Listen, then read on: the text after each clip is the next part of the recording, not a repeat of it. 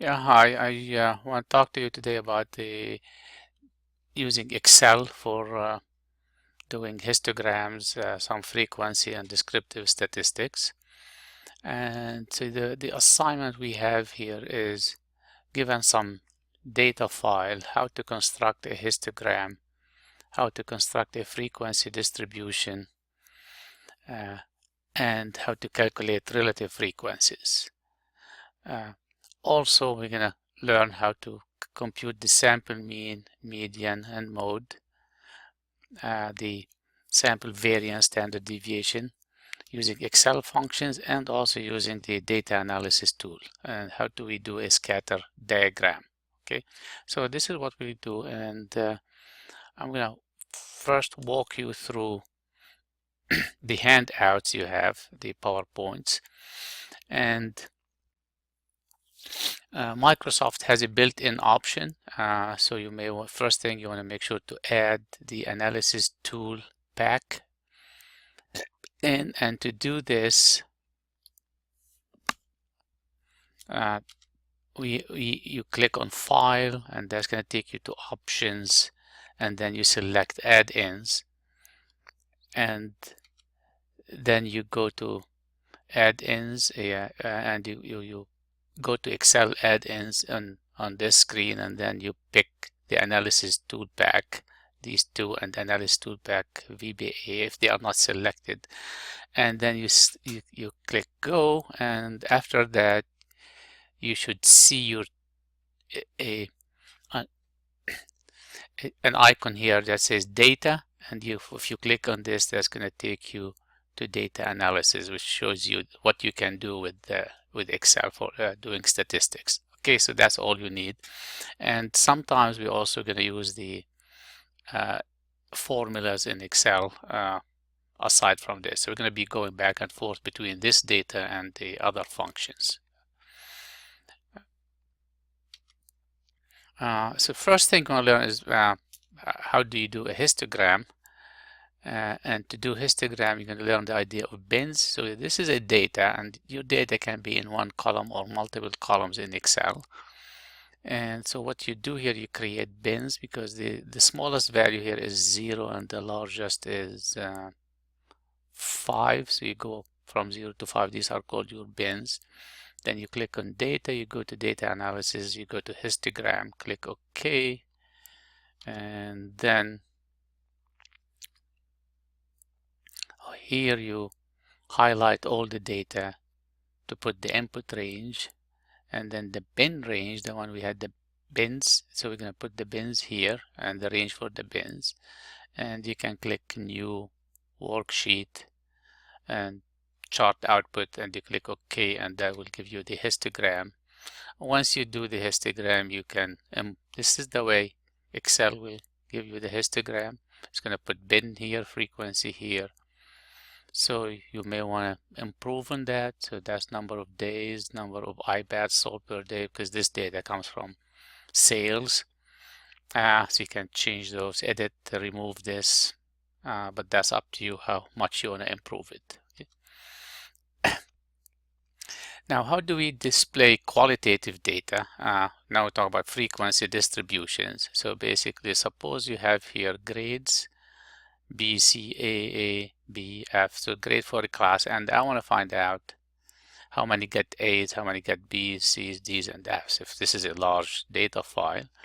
And the function with this is going to be countF, and that's going to be A2, because that's my first point, A2, and the range up to A31. So that's A2, A30, and I need those dollar signs because I don't want this to switch. So the dollar sign will fix that range. And then I want the reference is C2, whatever in this. So that's A's. So that will count the A's for me, and that's going to go down here. I have 7 A's. And if I click on this corner and go down, that's going to give me all these frequencies. I'll show you in a minute how to do that. And then I can add those values and get 30 here. And then I can get the relative frequency. So this value would be basically this divided by this, which is D2 over D7, and I want this to be fixed. And so that I can do all of these. And then I want the cumulative relative frequencies, which is the first one here. This one would be the sum of these two. This would be the sum of these three, and so on. And these are the formulas how to do that. So that's basically what we're going to do with this. There are other things we can do, but these are not part of your homework. The interesting one is the pie chart, which you may need sometime. So you can go over that. Scatter plots. Also, that's if you have two variables and one of them depends on the other, and so you want to do a scatter plot, and that would be, I'll show you how to do that. That's quite easy. Here it is. So that's basically your data is in these two columns. You highlight both columns. You click on this icon here, and then you click on it, and just once you click on it, and it's going to give you the scatter plot. There are other ways to do that, lines and so on, but the scatter plot is the most useful function. Okay, so we're going to go to the second. The second handout talks to you about Excel functions using data analysis. How do you find mean, variance, standard deviation? And in this case, this is your data here. So you click on this data function here, takes you to data analysis, and then you want to pick descriptive statistics in this case. So if you click on descriptive statistics, that's going to take you to this window here. So you highlight your data here, that's your input range. And if you start with A1, as I have here, then you want to click on labels because you don't want that to be counted in the, say, mean. And then you want the summary statistics. That's the only one we usually do. And then click OK, and it's going to give you all these values, but the ones we want, the mean, median, mode, standard deviation, and variance, and the range, the minimum value, the maximum value. That's the sum, how many we had. And that's basically it here. The other ones we are not going to be using. Do we have the functions? Yeah. And so let me open an Excel file. Here is an Excel file where I have this represent days employees were absent. And so now, and if I scan through the data, I notice that there is the smallest value is a 0, and the largest value is a 7, and I have 60 of them. And so I created my bins 0, 1, 2, 3, 4, 5, 6, 7. I'm going to do the frequency analysis here. I want to do the histogram here, repeat that here. So to do the histogram, I go and click on my data,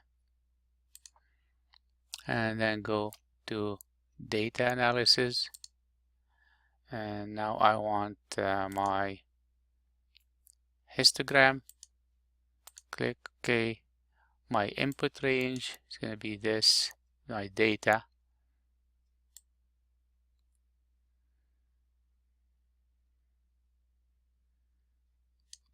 And so I have no labels here, so if I labeled the first one, I would click label. I don't need the labels.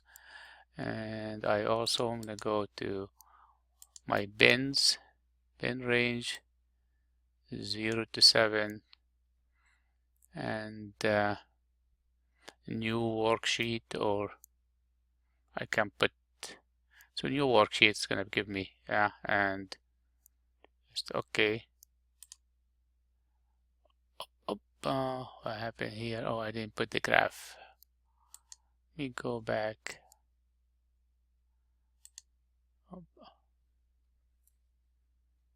Yeah, so let's go back, and so I need this window. I need to click chart output actually, which I missed, and then click OK, and then you can see I have my histogram here. Okay, so you can click on this and edit it to make it look nicer if you want to,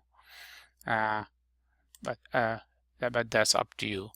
So now I want to go and do these frequencies.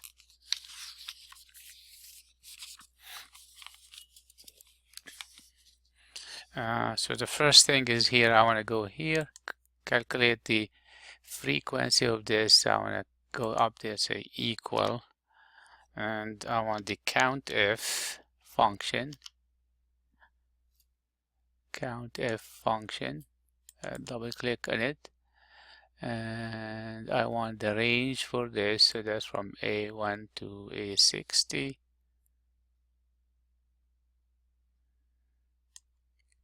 And if you do a F4, that's going to put dollar signs next to these, which is what we're going to need, and copy. And the criteria is criteria in this case is going to be this one here, C2. Click and do this one here, so that I have 2 zeros in my data set, but I want to know how many. So instead of repeating this formula, I can just click on this, go down all the way here, and that's going to give me all the frequencies, and that's why I needed these dollar signs, so I can fix that range when I drag this down. Okay, and then I want the total, so I want the sum here. I can do the sum here, go equal the sum function. Oh, I forgot the equal sign. The sum, and I want the sum of all these values, so I can highlight this, and that's it. So I have a total of 60. So I want now the relative frequencies, which is each one of these values divided by this. So here I'm going to go equal, and it's going to be this value D2 divided by the total. And remember, I don't want this to change, so I'm going to hit F4, so add dollars to it and return. And so that's going to be my value here. And now because I have the dollar signs, I can drag this down and get all my values. I also want the cumulative frequencies, which this one would be this one here would go the sum of these two, and this would be the sum of these three, and so on. So this value would be then, it's going to be equal, in this case it's going to be E2, and this value is going to be equal to this plus this, so that's going to be equal to this plus this value. And so I have to do that, and then I want these moves. So if I go here down there, that's going to keep moving these in this direction, so I can go and do this, and these are my cumulative relative frequencies. Okay. The other thing we can do with this data, I will do the descriptive statistics and then in another video, and so I hope this was helpful. Okay, take care.